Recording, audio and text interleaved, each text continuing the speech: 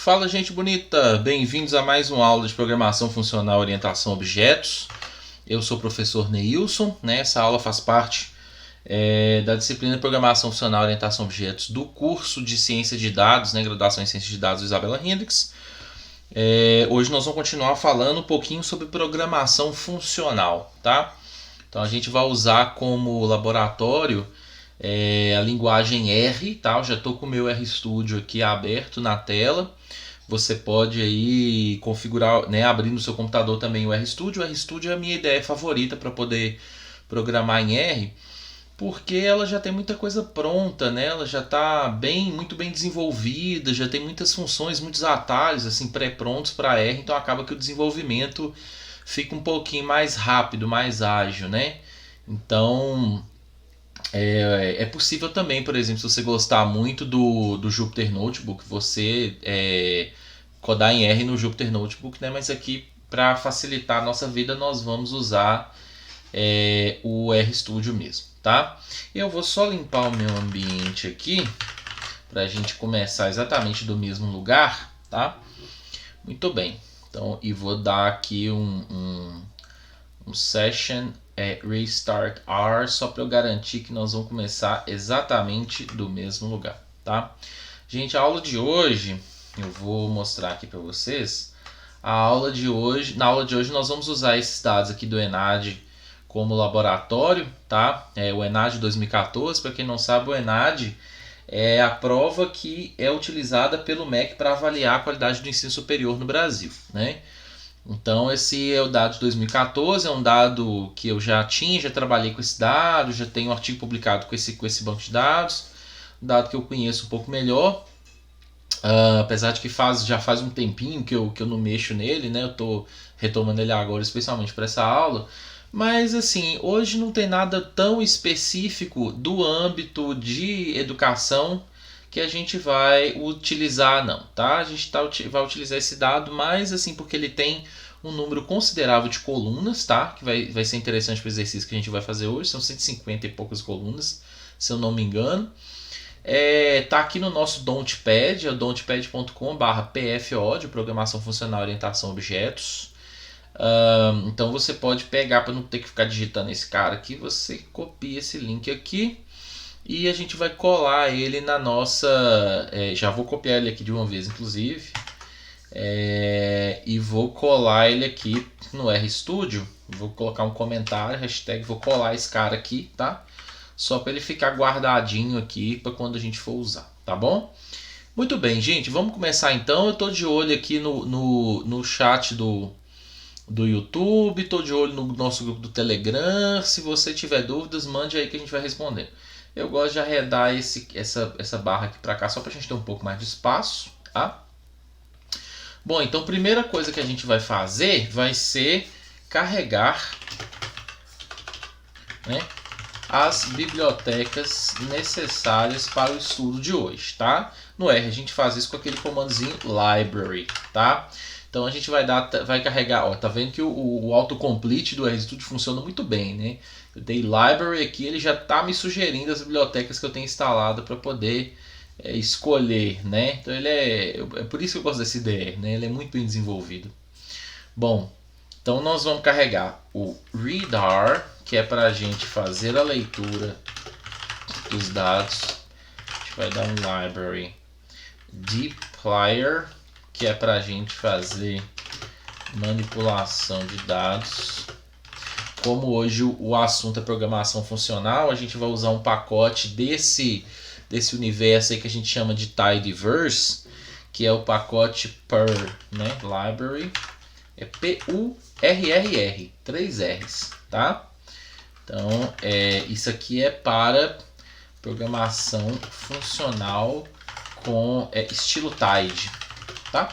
Esse estilo de programação que a gente tá adotando. Vamos fazer também, a gente vai dar um library. Eu quero mostrar para vocês porque que a programação funcional ela é tão interessante no R, tá? Então a gente vai usar uma biblioteca super legal chamada microbenchmark para fazer benchmarking, tá? Benchmarking. Tá? Isso aqui a gente vai usar para testar, fazer alguns benchmarks. Se por um acaso você não tiver essas bibliotecas aqui instaladas, tá? Você pode instalá-las facilmente, tá? Usando, né, para instalar as bibliotecas, você pode dar um install.packages, você vai dar um C parênteses, né, para a gente concatenar, a gente vai instalar várias bibliotecas ao mesmo tempo. E aí eu vou colocar o nome de todas elas. Readar, tudo entre aspas, tá, gente? Porque é o nome da biblioteca. Dplyr, Purrr e Microbenchmark. Eu não vou instalar essas bibliotecas, tá? Porque eu já tenho elas aqui, né? Você pode estar se perguntando aí também, professor, mas você usou aspas simples, aspas duplas, tá? Não tem problema.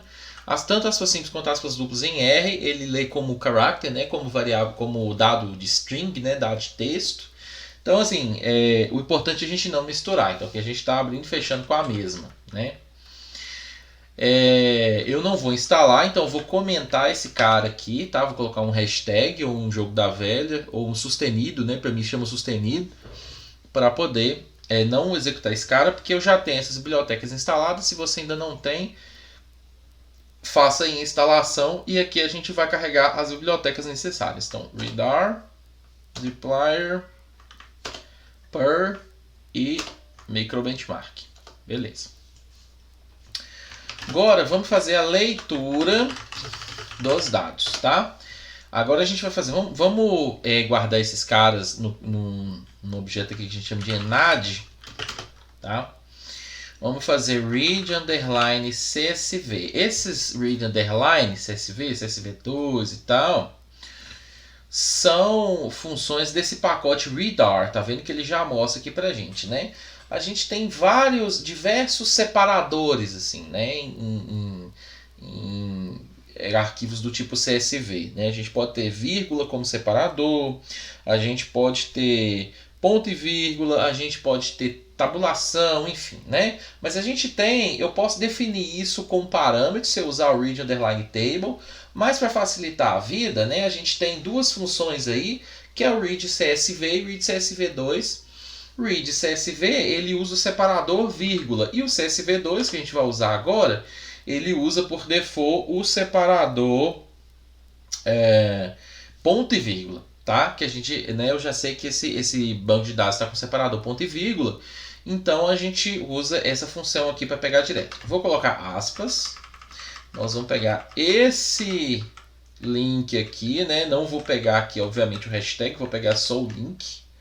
Vou copiar esse cara e vou colar ele dentro aqui dentro das aspas, tá? E vou executá-lo. Quando eu executá-lo, né, ele está falando aqui, deu uns outputs, né? Embora seja vermelhinho aqui, não se preocupe, não é erro. Ele só está avisando algumas decisões que ele está tomando aqui para você, como que ele está passeando cada variável, né, cada coluna e tal. E aí você já está com esse banco de dados na sua máquina. Então, se eu der aqui enad, chamar o banco de dados enad, ele já vai fazer esse print bonitinho aqui, elegante, estilo tidyverse, tá? Então é um banco de 10.000 linhas, é uma subamostra do enad, não é o enad todo, né? É um banco de 10.000 linhas. E 10.000 linhas e 155 colunas, tá? Hoje nós não vamos mexer com nada específico do enad, né, como eu já falei, mas a gente vai usar esse banco aqui para poder fazer algumas coisas, algumas operações que são comuns em Data Science, e eu vou tentar ilustrar para vocês as diferenças básicas de programação funcional e programação orientada a objetos que a gente estava estudando até então, utilizando muito Python, tá? Muito bem. Então vamos lá. Primeira coisa que a gente vai fazer, tá? É o seguinte. Eu vou descer essa tela aqui um pouquinho. Eu quero fazer o seguinte. Eu quero saber qual é a classe. E eu quero saber apenas a classe. Eu não quero aquele relatório detalhado, né, e tal. das variáveis, eu quero saber apenas a classe de cada uma das variáveis que está nesse banco, tá? Está nesse dataset. Qual é a classe de cada variável no dataset? Muito bem.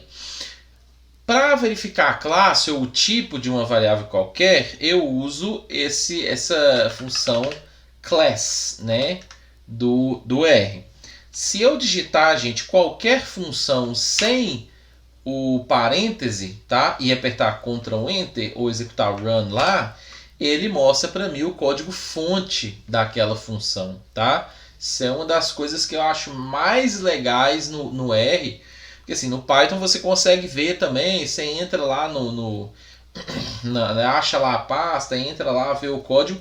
Mas assim, no R, se você quiser ver o que você está executando, você digita o nome da classe, você digita o nome da função, a função é exibida, o código-fonte dela é exibido para você na hora.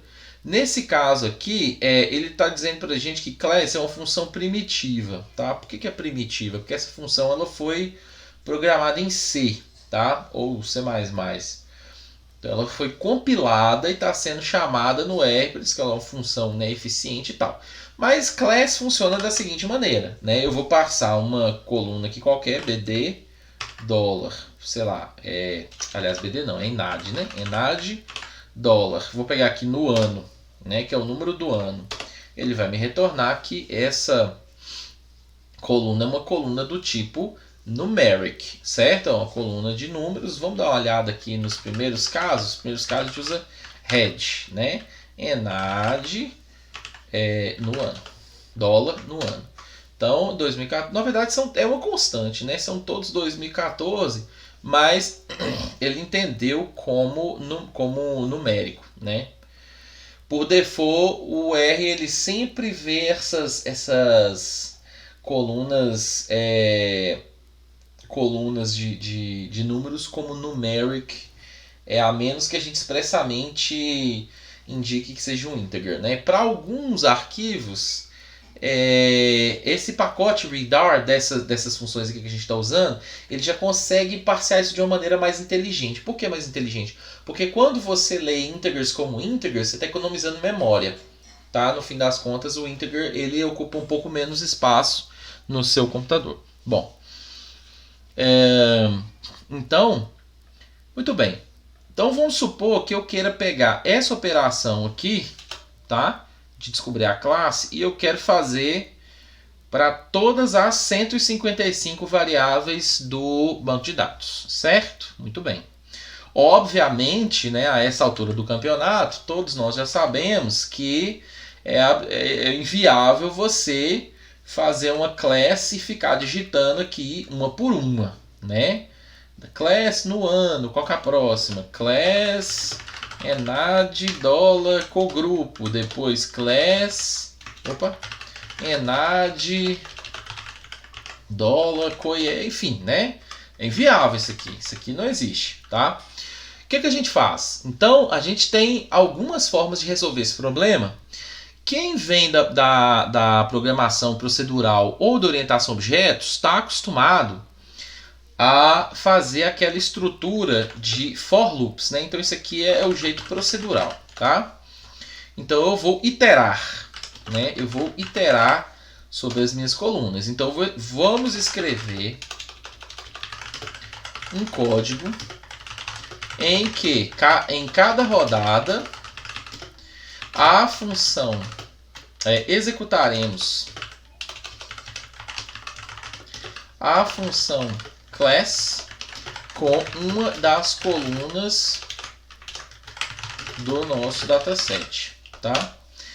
Então como é que a gente faz? Basicamente a gente faz um for loop, né? Então a gente faz no R eu tenho que botar aqui parêntese, tá? Para cada, vamos chamar de coluna, em cada uma das colunas, né, nós vamos iterar, ele vai retornar para a gente o nome da coluna. Então vamos fazer names, colchete, enad.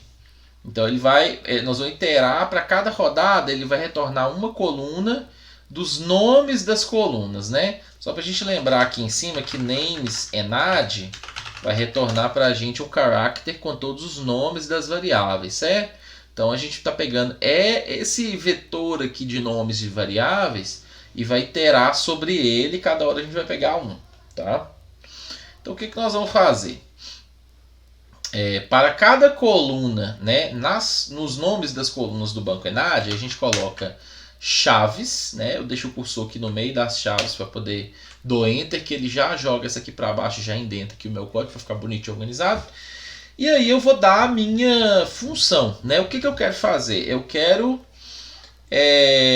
printar a classe, tá? Eu quero exibir a classe. Print class, mas a classe de quem, tá? Opa, a classe de quem? Quem que nós vamos... A classe de Enad. Para eu selecionar aquela variável, eu tenho que fazer colchete, colchete e coluna. Que aí eu vou pegar... Esse coluna vai ser substituído pelo nome da coluna, né? Isso aqui, gente, é só lembrando que eu tenho essa forma também. Eu posso de fazer um subset de coluna. Eu posso fazer Enad $. No ano, eu retorno. Ou eu posso fazer Enad colchete, colchete, aspas, né? Porque é o nome, no underline ano. Então eu vou retornar aqui a mesma coluna, tá? Por que eu tenho que colocar 2 colchetes, tá? Título de curiosidade. Porque se eu retornar, eu vou dar um class nesse cara aqui. Se você... Vamos fazer isso já bem idiomático do R, tá? Para eu aplicar uma função em cima desse cara aqui, eu posso usar o pipe, que é aquele % maior que %. Eu vou chamar class, tá? Isso significa que a minha função class vai ser aplicada nesse cara aqui. % maior que %, é esse pipe, né, que a gente chama bem idiomático do R. Já tem um atalho para você fazer isso em R, que é o Ctrl Shift M. Ele já sai aqui, ó, que bonitinho, né? A gente usa isso demais em R. Bom, então já tem prático. Então veja bem, se eu chamo um class nele com duplo colchete, ele me retorna que essa variável é uma variável numérica, tá? Agora veja bem, se eu faço com colchete simples, com um colchete só, ele vai me dizer que essa variável é um data frame, tá? Por quê? Porque quando eu executo esse cara aqui, né? Esquece esse class aqui para frente. Vou executar só esse cara aqui, Enad colchete no ano. Ele me retorna a coluna, mas ele me retorna um banco de dados, um data frame, tá vendo? Table diff, table ou data frame. Ele me retorna um data frame apenas com aquela coluna, mas ele me retorna um data frame, tá? Se eu coloco 2 colchetes, aí ele me retorna o vetor que está lá dentro, né? Que é esse vetor numérico aqui que a gente está vendo, tá bom? Então por isso que a gente, senão todos eles vão dar data frame se a gente usasse um colchete só. Então a gente vai usar 2 aqui para poder acessar a classe do objeto mesmo que está lá dentro, ok? Muito bem. Então aqui nós vamos printar a classe de cada coluna, tá? Então se eu executar esse cara aqui, ou eu posso selecionar, ou eu deixo o cursor na última parte aqui, Ctrl Enter. O que ele vai fazer? Ele vai printar na tela aqui para mim todos os tipos de todas as variáveis, tá?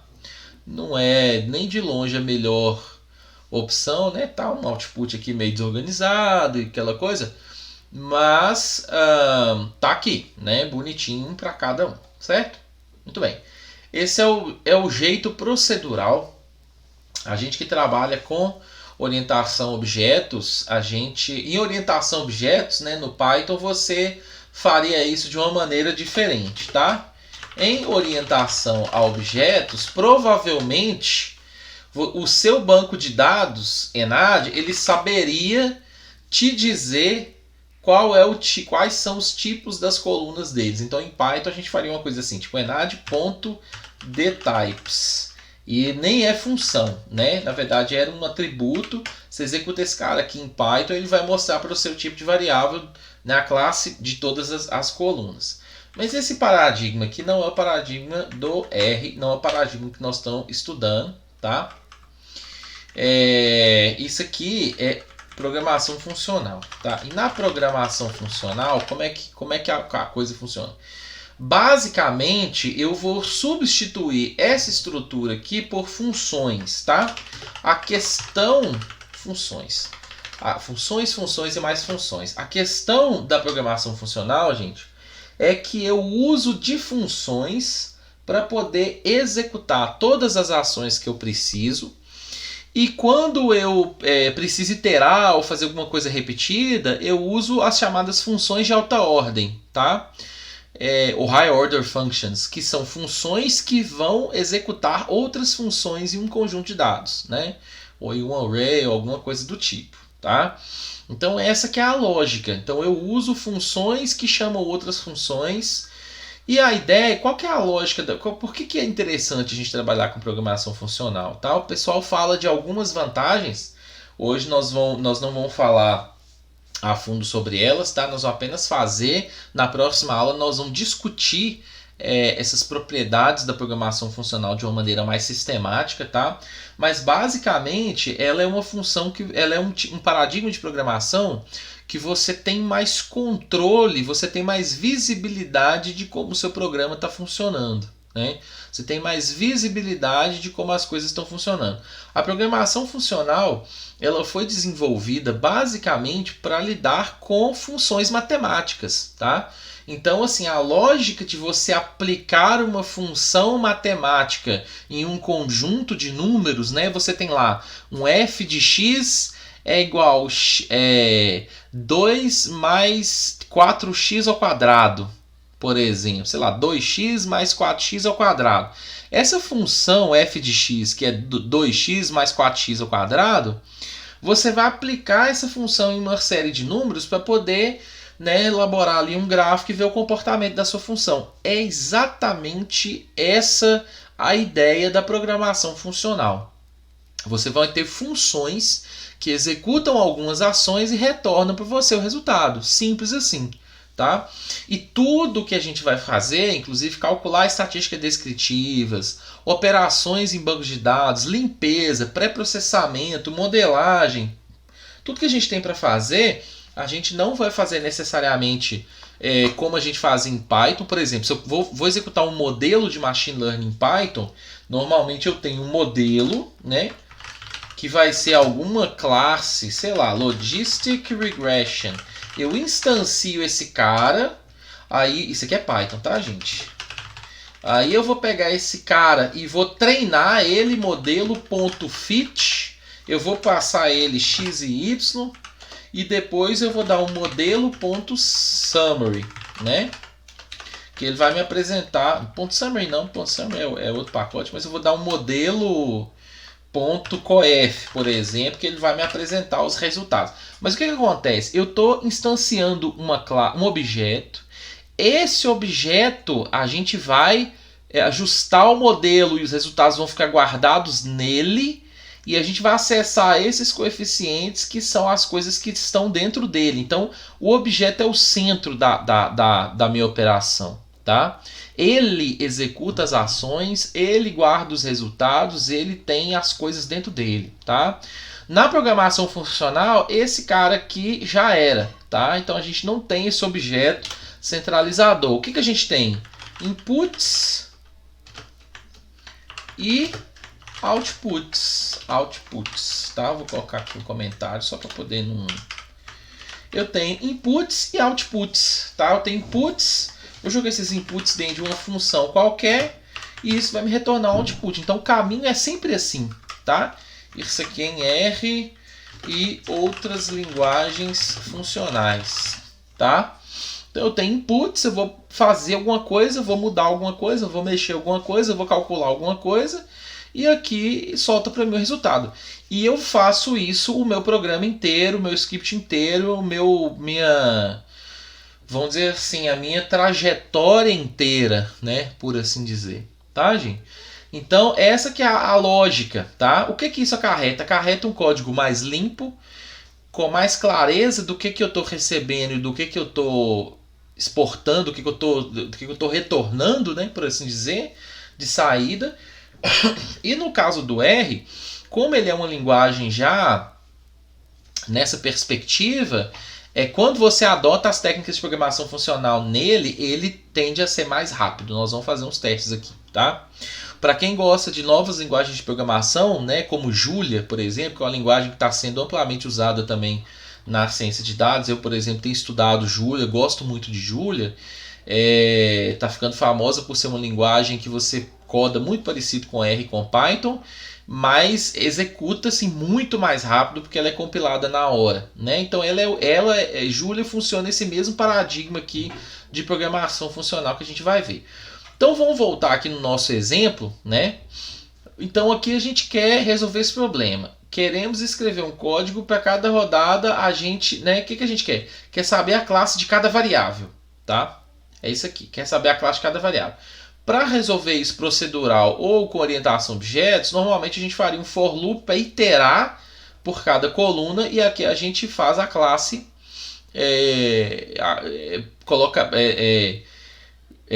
aplica a função classe sobre a coluna da vez, né? Vamos dizer assim. Aqui na programação funcional, a gente tem essa função class, tá? Essa função class, eu vou anotar umas coisas aqui. Essa função class, ela tem que ser aplicada a todas as colunas do banco de dados, colunas do dataset. Então o que eu vou fazer? Eu vou ter uma outra função que aplica class em dataset, tá? Em todas as colunas do meu dataset. Quem que é essa função? Nós vamos ver algumas, mas basicamente tem uma família de funções no R que são as funções apply, tá? Se eu der uma interrogação apply, eu vou acessar aqui nessa janelinha aqui vou levantar esse cara aqui, tá, gente? Eu vou acessar aqui os arquivos de ajuda, então eu tenho aqui, ó, aplica funções sobre margens de um array, tá? E o apply, eu disse família porque de fato é uma família de funções que são nativas do R, tá? Então eu tenho várias variantes do apply, a gente vai ver duas delas, tá? 3 delas se der tempo. Como é que ela funciona? Tá? Recomendo que você leia isso aqui. Uma das coisas que eu mais gosto no R é a documentação, tá? Inclusive, né, só para colocar um pouquinho mais de lenha na fogueira, documentações no R tendem a ser de muito melhor qualidade do que documentações do Python, viu, gente? Sabe por quê? Porque o R ele tem um crivo para você publicar pacotes no CRAN, que é o repositório oficial da linguagem. Então, assim, se a sua documentação não tiver extensa, não tiver abrangendo tudo, não tiver nesse formato, você não publica seu pacote. Já no Python, assim, é muito mais livre, muito mais solto, né? Você publica qualquer coisa que você quiser, é muito mais assim emergente da comunidade. No R, pelo menos assim, o CRAN, ele ainda faz um pouco esse papel de guardião, assim, né? da qualidade, do código, da documentação. Então, para você publicar no CRAN, seu pacote tem que estar redondinho, funcionando redondinho. Ele é testado com novas versões do R regularmente. Você tem que ter uma boa documentação. Bom, como que a gente vai fazer então? Primeira coisa, a gente vai começar com esse cara aqui que é o apply, tá? O apply, ele recebe 3 argumentos. O X é o array ou matriz ou o conjunto de dados que a gente vai passar. Então, no nosso caso, é o enad, tá? Então, nós vamos passar esse cara aqui, apply enad. Beleza? O segundo argumento é o margin, ou a margem, né? O que é essa margem? Essa margem, ela pode receber 2 valores, 1 ou 2. 1 se eu quiser iterar por linhas e 2 se eu quiser iterar por colunas. Se eu quiser fazer os dois, eu ponho C, 1 e 2, né? Mas enfim. Agora nós queremos iterar por colunas, então eu boto aqui 2, tá? E eu vou fazer, e por último é a função, tá? Qual é a função que vai ser aplicada? Então, por exemplo, eu vou aplicar aqui a função class, tá? Eu não coloco os parênteses da função class, eu passo ela como objeto. Então aqui, ó, eu estou aplicando a função class nas colunas do banco de dados enad, tá? Então isso aqui na funcional virou isso aqui. Então quando a gente executa, tá vendo? Ele retorna para mim, ele printa na tela para cada coluna, ele me dá aqui o nomezinho da coluna, né? Ainda tem esse capricho, dá aqui o nome da coluna e me dá qual que é o tipo de cada uma dessas colunas. Tem character, tem numeric, mais ali no meio. Cadê? Tinha que ter uns numeric aqui em algum lugar.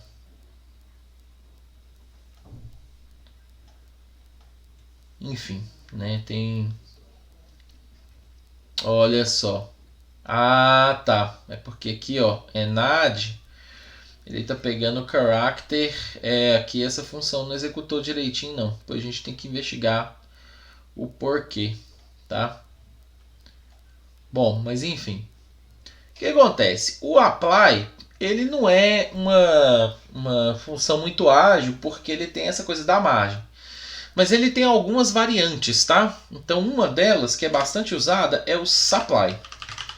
Supply, ela é de simplify, tá? A gente viu aqui, se eu colocar aqui vou colocar aqui uma interrogação aqui no início para a gente acessar. Opa! Para a gente acessar. Opa! Fiz uma bobagem.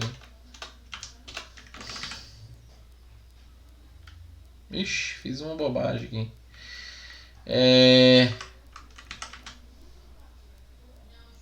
Muito bem, como é que eu faço para voltar esse cara aqui? Ah, tá, pronto, achei. Então, o supply, vamos colocar aqui uma interrogaçãozinha para a gente ver aqui. Então, tá vendo que ele está me mostrando lapply, né? Mas lapply e supply são duas variantes. Tem vapply, tem replicate e tem outras também. Tem maply, tem o tapply, tem outras coisas. Mas qual que é o ponto, né? Aqui eu tenho um pouquinho mais de controle do retorno. Então, lapply vai aplicar a função. Eu não preciso colocar qual que é a margem. Na verdade, gente, isso aqui é porque tem uma coisa também, porque apply ele foi feito para rodar em matrizes, tá? E as matrizes elas têm uma questão que só pode ter um tipo de variável, né? Então eu acho que foi isso que confundiu aqui. Mas as outras elas podem ser executadas também em data frames, tá? Então por isso a gente nem vai falar a margem, né? Ele vai iterar pelas colunas mesmo. Lapply retorna uma lista. Supply retorna o tipo de dado mais simplificado quanto possível. Por isso tem esse S de simplified, tá? Então vamos experimentar esses dois caras aqui, ó. Supply enad, eu não preciso dizer qual que é a margem, tá? Porque são as colunas e eu vou dar um class. Aqui sim a gente vai ter certinho, ó. Character, numeric, character, etc. Tá? Então agora foi direito. Então tá vendo que ele retornou pra gente um vetor, tá? Simplificado.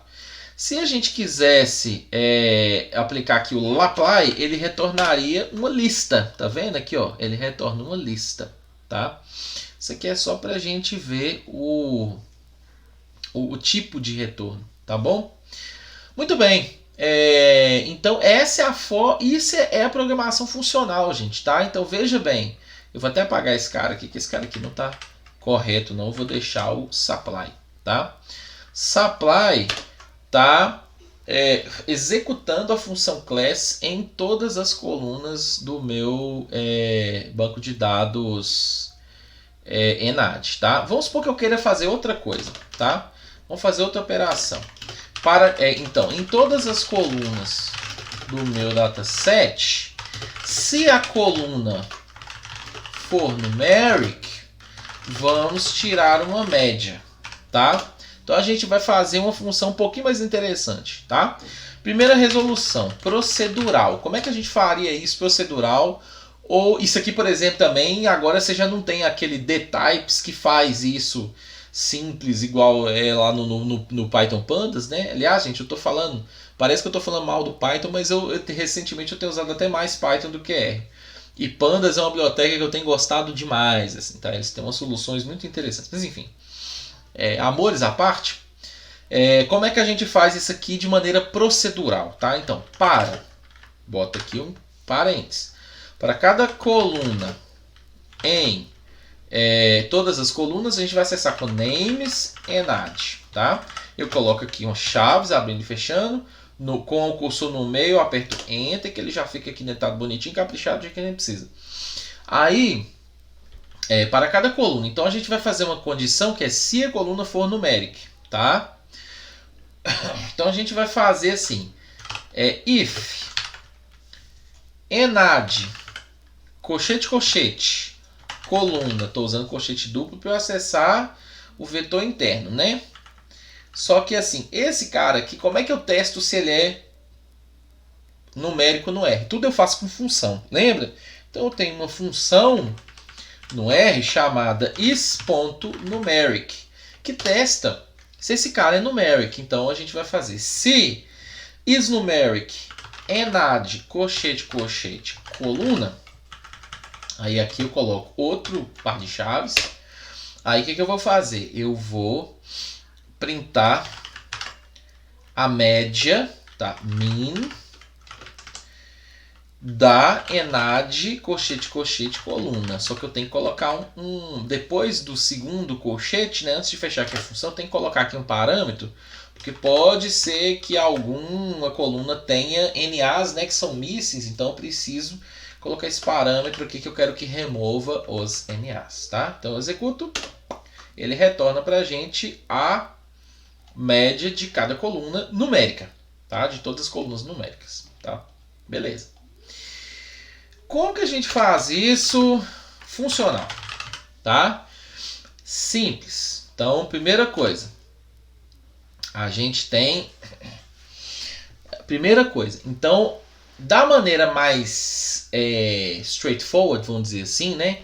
A gente tem que ter uma função para calcular essa média com essa condição aqui, tá? Se a coluna for numérica, tá bom? Então, como que a gente vai fazer? Média, vamos criar uma função chamada média se numeric.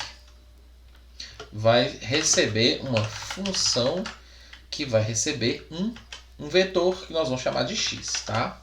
Essa função vai ser o seguinte: if is.numeric x return min x, na.rm igual a true, tá? Primeira coisa, eu tenho essa função aqui que é uma média se numeric, tá? Se não for, então vamos testar a nossa função. Média se numeric, tá? Então eu vou passar um C 1, 2, 3. É numeric? É, então ele vai calcular para mim a média, que é 2. Agora eu vou passar aqui sei lá, passar um A, B, C. O que ele vai fazer? Nada. Não vai retornar nada, né? Que a gente não programou essa função para fazer alguma coisa se não for o caso. Mas quando não é numérico, não retorna nada. Beleza. O que a gente vai fazer agora? Uma vez que a gente tem essa função programada, eu vou deixar esse cara aqui só para a gente testar depois. Uma vez que nós temos essa função programada bonitinha, o que a gente vai fazer agora? Agora a gente já sabe, né? Supply. Qual que é o meu banco de dados? Enad. O que eu vou passar? A minha média se numeric. Pronto. Ele vai executar para a gente aqui. Na verdade, ele vai passar por todas as colunas, certo? As que não são numeric, ele não vai retornar nada. Tá vendo? Então vai retornar nulo. Ele está retornando uma lista, por quê? Porque lista é o tipo mais simples que ele encontrou para poder retornar essas duas coisas diferentes, né? Retornar nada, né? None, o valor nulo, e retornar números. Então, quando é numérico, ele retorna aqui bonitinho, tá vendo? Se por acaso eu coloco else aqui, quando não for numérico, ele retorna NA, a gente resolve esse problema. Aqui, ó, média se numeric com letras, ele retorna NA. Então aqui ele já vai me retornar um vetor numérico, tá vendo? Porque NA é considerado um numérico, tá? Beleza, gente? Então tá. Então isso aqui é quando eu construí essa função. Esse aqui, gente, é o jeito mais eficiente de fazer isso, tá? Eu tenho outras formas de fazer isso também, tá? Que é usando a programação funcional com uma função lambda, tá? O que é uma função lambda? É uma função anônima, ou seja, uma função sem nome, tá? O que é uma função sem nome? É uma função que eu não declaro do jeito que a gente fez aqui. Tá vendo que a gente definiu uma função mediacy numeric, a gente definiu e estamos chamando esse cara aqui.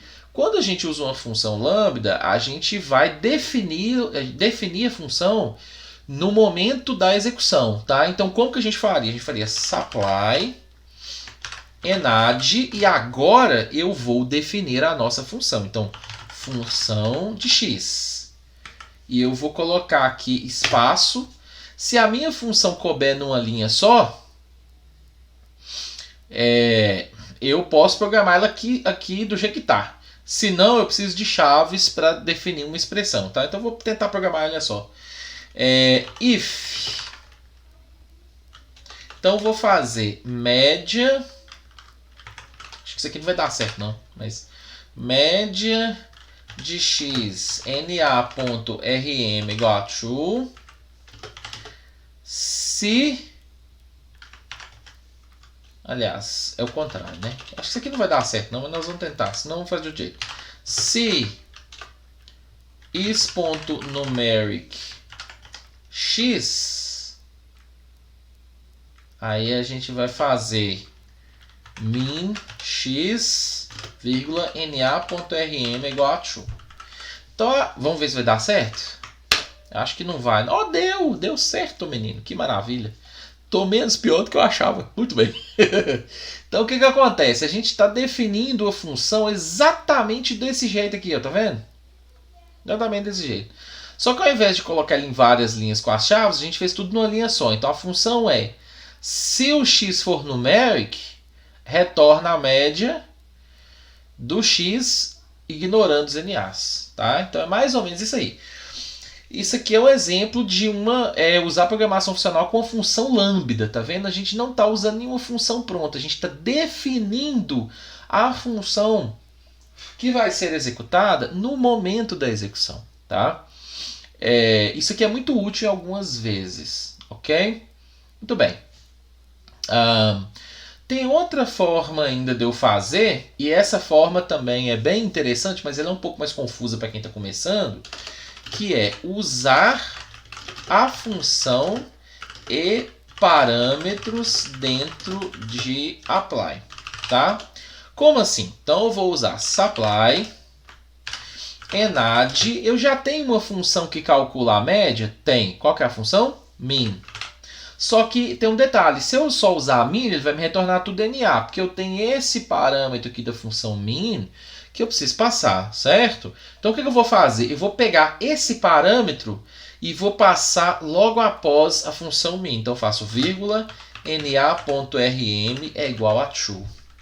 Então aqui, ó, eu vou aplicar a função min com o parâmetro na.rm é igual a true no meu banco de dados enad. O que ele vai fazer?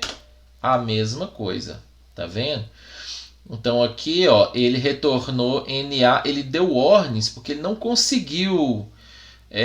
Isso aqui é uma programação da função média. Quando ele não sabe o que fazer, ele retorna NA e te dá um warning. Opa, tá um negócio diferente aqui, né? Mais ou menos assim. Então a mesma coisa, tá, gente? A mesmíssima coisa, sem tirar nem pôr, tá? Muito bem. Então, por fim, eu vou mostrar rapidamente. A gente tem esse pacote aqui, que é o pacote per, né? Que é uma implementação estilo TIDE de programação funcional, tá? Então a gente tem aqui, e ela é um pouquinho diferente. Programação funcional estilo TIDE, tá? Como que eu faço para fazer esse supply aqui com o meu enad? Então, primeira coisa, nós vamos fazer aqui, ó, enad. No TIDE, a gente sempre começa com o banco de dados e coloca um pipe, né? O que eu vou fazer? Eu vou usar a função do per, ela chama map, tá? Tá vendo? Map do per. O que eu vou passar para esse map do per? Eu vou passar qual que é a função que vai ser executada, tá? Se eu passar apenas a função, por exemplo, class, o que ele vai fazer? Ele vai executar para mim. É a mesma coisa, tá? Ele vai executar class em cada um desses caras aqui do enad. Agora, esse pacote per, ele tem algumas pequenas vantagens, tá? Ele tem variantes dessa função map que nos permitem fazer outras coisas. Por exemplo, eu posso definir qual que é o tipo de retorno que eu quero. Se eu quiser que ele retorne para mim um vetor do tipo character, eu faço map underline chr. Ele vai retornar para mim um vetor de character. Tá vendo?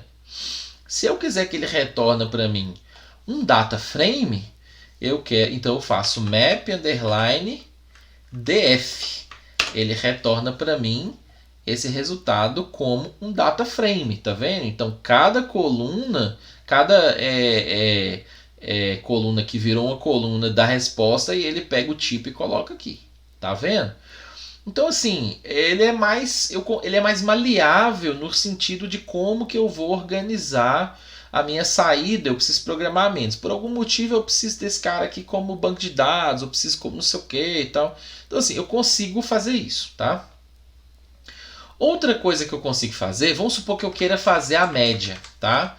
Então eu posso fazer o seguinte, eu vou dar um map dbl para ele me retornar só um vetor de quero que ele faça a média, tá? Ele vai tirar a média, mas ele vai dar NA para todo mundo, certo? Para alguns aqui ele não está dando porque não tem, né, NAs, mas esses aqui que ele deveria tirar, deveria retornar, ele está retornando NA. Então o que a gente faz? A gente tem uma forma, né,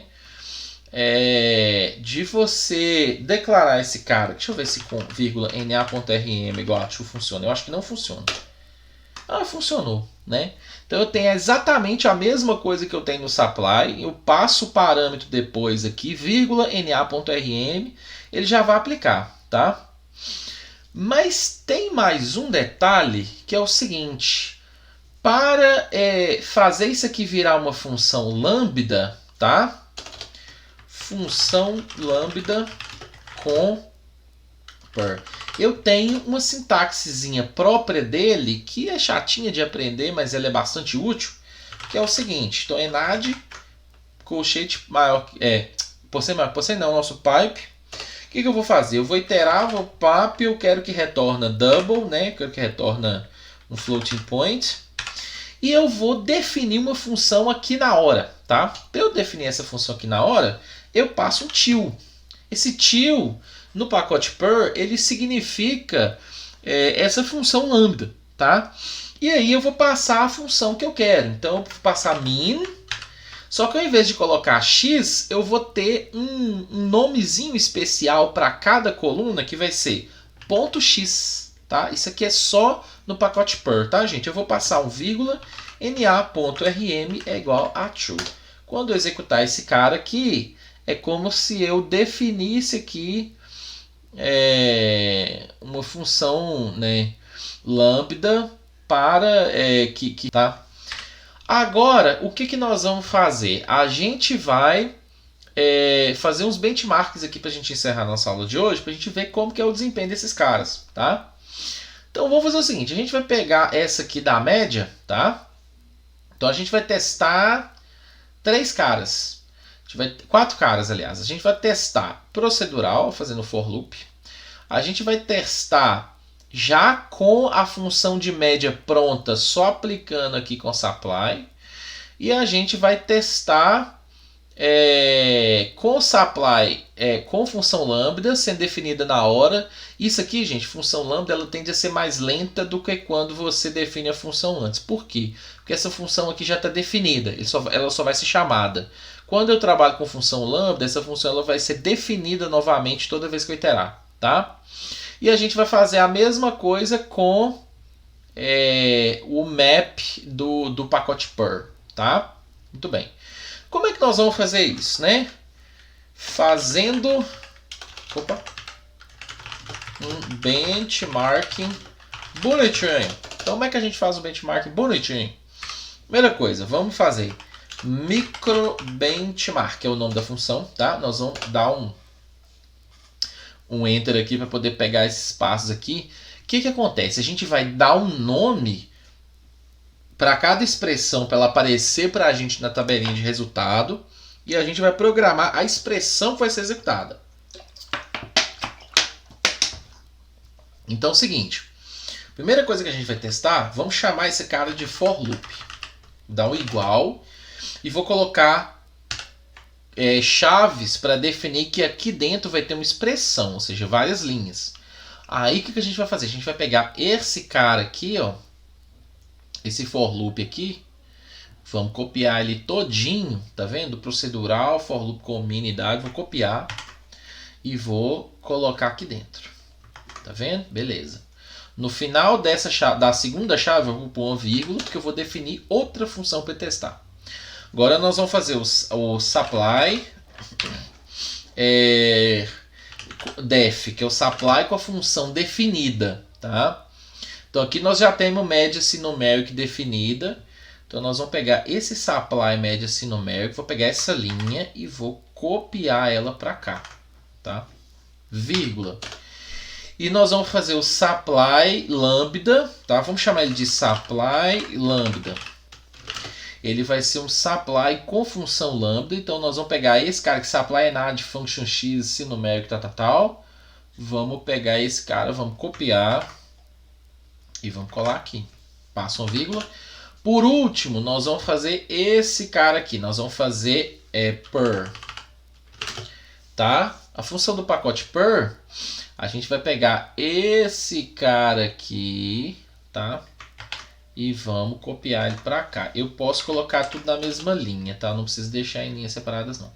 Por fim, essas aqui são as... Eu vou testar esse e esse, tá? Eles vão aparecer aí com esses nomes. For loop, supply def, supply lambda e per. Eu vou colocar mais uma vírgula porque, por default, esse pacote testa 100 vezes. 100 vezes vai demorar um pouquinho. Então vamos colocar para ele testar 10 vezes. Ele faz repetidas vezes para ver a média, intervalo de confiança, porque esse pacote foi implementado para você fazer várias simulações. Então vou fazer 10 vezes, tá? Vamos executar para ver o que acontece. Então ele vai executar todas elas 10 vezes, tá? E aí ele vai retornar para a gente aqui o resultado. Então veja bem. O for loop, o resultado para a gente está em milissegundos, tá? O for loop teve uma média de 254 milissegundos.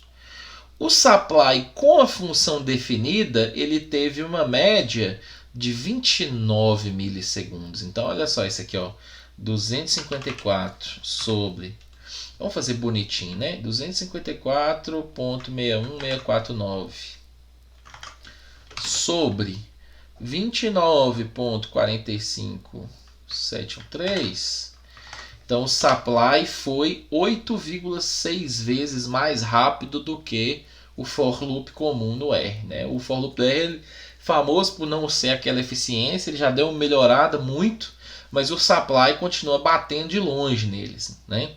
Quando a gente usa o supply com função lambda, ele piora um pouquinho, tá vendo? É aquela coisa que eu falei para você, que ele vai ser definido a cada rodada. Então isso atrasa um pouquinho, tá? A história. E o pacote per, ele não é tão eficiente quanto a função supply nativa do R. Você vê que ele demorou bem mais, mas mesmo assim, ó, ele foi quase, né, ele foi bem mais eficiente aqui. Ele foi quase a metade do tempo aqui do for loop, tá? Então, ó, 254 sobre 127, ele foi mais ou menos 2 vezes mais rápido, né? Mas assim, né, enquanto per... E aí, gente, é o seguinte, se facilidade de uso for o seu problema, vai de per, tá? Pega esse cara aqui, essas funções map, estuda esse cara, porque ele é extremamente maleável. E os exemplos dele são excelentes, assim, eles mostram como que você faz para testar diversos modelos estatísticos, tudo de uma vez, assim, iterando sobre as colunas, usando map, assim, é muito interessante, é muito legal. Agora, se performance for seu problema, vai de supply, tá? Vai de supply, que no R isso é bem eficiente. Ok, meus queridos, então por hoje é isso que nós temos. A semana que vem nós vamos estudar um pouquinho mais a fundo o paradigma, né, propriedades da programação funcional. e vamos aplicar em algumas atividades do mundo real. Tá bom? Muito obrigado por estar comigo hoje nessa aula. Um abração, um beijo grande para você. Até a próxima. Tchau, tchau.